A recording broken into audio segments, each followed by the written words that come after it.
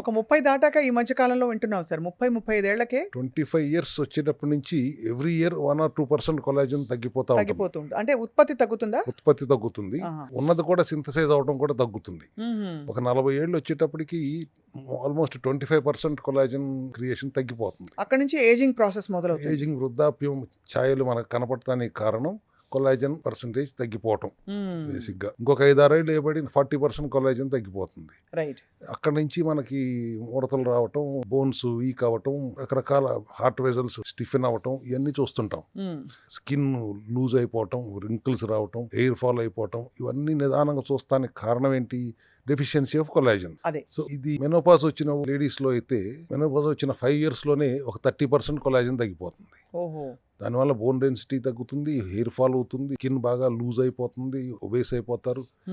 ఒక 60-70 years లోపు వచ్చే 3/4 కొలాజన్ లాస్ అయిపోతుంది. That's how we see the aging. అంటే ఒక వ్యక్తి ముడతలు వచ్చి కంప్లీట్ గా వాళ్ళ బాహ్య రూపం కూడా మారడానికి మరియు లోపల నొప్పులు ఈ జాయింట్స్ లో ఇవన్నీ మొదలవడానికి కొలాజన్ లాస్ పెద్ద కారణం అన్నమాట. అదే మెయిన్ కారణం అంటాను నేను. కొలాజన్ లాస్ అనేది మెయిన్ కారణం. కొలాజన్ న్యాచురల్ గా మనం బయట నుంచి ఎలా ఇవ్వగలం అనే రీసెర్చ్ తో నుంచే వాళ్ళు చాలా మంది చేస్తున్నారు. కానీ how to give it more bio availability, 95% to 99% bio available గా ఇవ్వటం ఎలా అన్నప్పుడు ఒక ఘన విజయం మన సెల్ హెల్త్ క్లినిక్ లో సాధించాం. దట్ అది మనం కమర్షియల్ గా మాట్లాడటం కంటే first let us give awareness.